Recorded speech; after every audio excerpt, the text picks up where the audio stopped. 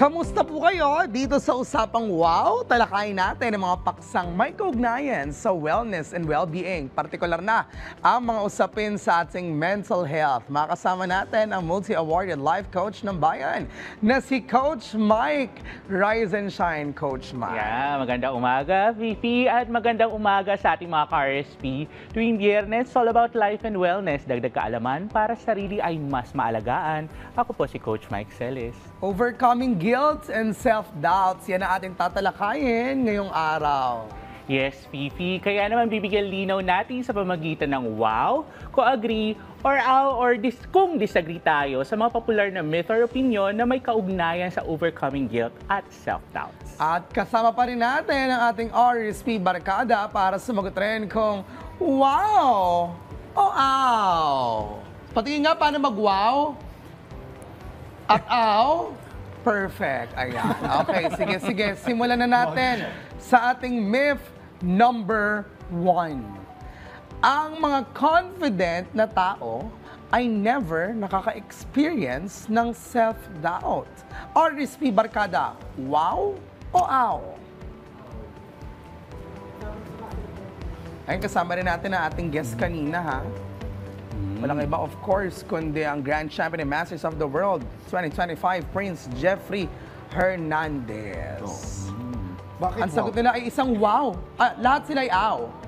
May wow. Ayan. And then, wow, you supposed si Prince. Okay, sige, out the rest. Coach Mike. Tingnan natin naman. So, mga ka-RSP, lumabas rin tayo ng ating himpilan at nagtanong sa ating kawaw na si Tracy Ann Cañoza. Kung ano ang kanyang sagot, narito. For me po, it's ow.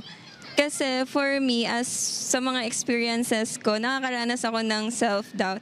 Pero yung mga self-doubt na yun, yung nagiging way ko para maging confident. Ay, ako, agree ako sa kanya. Ow din ako.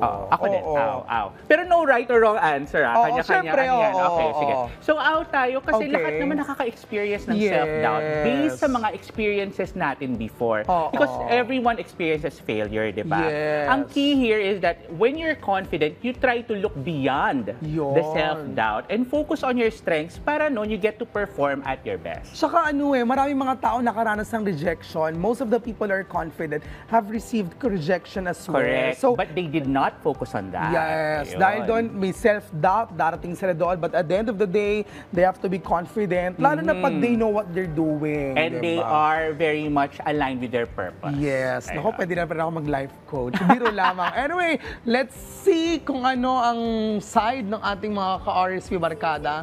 Oh, okay. Oo, wow siya.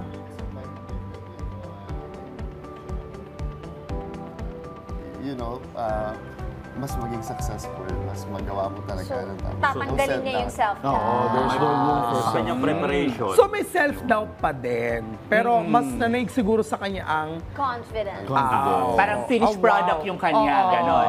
Yung Finished output. product. Yan. Sige, now let's move on to myth number 2. Ito, kapag may pamilyado ka na, dapat mag-guilty kapag minsan pinagbibigyan ang mga personal na pangangailangan. RSP Barkada, wow o ow? No. Iba si Audrey kasi I think dahil father na siya. Iba yung pananaw niya. Tingnan naman natin, ito. Narito naman ang sagot ng ating kawaw na si Bern Bonjo. I think it's an ow. But there are times na, syempre, magigilty ka kasi hindi ka selfish na tao. So, gusto mo, nagbibigay ka sa family mo, sa friends mo. But I think you deserve all the things that you work hard for. Ayun, medyo babalikuin sa akin. Lalagyan ko ng hati. Oo. So, wow. Yan. Awaw, yan. Awaw. Awaw sa akin, aw, kasi dapat talaga may time ka for yourself. And wow, kasi minsan talagang uunahin mo pamilya mo, lalo na pag medyo hikahos, may pinagdadaanan. Coach So, Mike. sige, dadamayan kita. Okay. Awaw din tayo. Yan, okay, awaw, sige. okay. Conditional wow, kasi you deserve to have time for yourself and to give yourself what is Yes. due because again, sabi nga nila, you cannot give what you don't have. Yun. However, you should not forget your responsibility for your Yun. family. So it's all about maintaining balance altogether. Naku, naalala ko yung high school best friend ko. Mm. Nagkaroon siya ng jowa, nabuntis siya. After noon, nagbuhay binata na yung kasama niya. Ayun. Ayan. So, dapat huwag naman kalimutan yun. awaw yun. Awaw yan. Sige, asahan natin mga ka-RSP Barkada. May awaw na kami. Parang na-realize ko, oo nga no, iba kasi pag may family ka na, syempre may responsibility ka sa kanila. Okay. So sometimes talaga medyo gigil. I guess yung the best person na dapat mag-explain dito. Audrey na yan. Okay, Boss ito Audrey. lang sa mga tatay na katulad ko. Sa experience ko, once na nakita ko na yung panganay ko na pinanganak sa mundong ito, Okay. it's not about me na. It's all about them. Actually, nag-manifest kay Audrey yan, even as co-host. Lagi iniisip niya kami. Oo, kaya ayun. Father ng bayan naman Father pala. Oo. Tito, father ng Daddy. bayan. Minsan nga tawag Daddy. nila si Lolo. Oh my gosh. Okay, now let's move on to myth number 3. Ang self-doubts, minsan, dulot ng guilt. RSP Barkada, wow o ow? Yes. Yes. Yes. Hindi ko alam. Okay, Coach Mike. Sige, tingnan naman natin. Narito naman ang sagot ng ating kawaw na si Bevelyn May Miyage. Wow po. Kasi kapag guilty ka sa isang bagay, nagkakaroon ka ng self-doubt.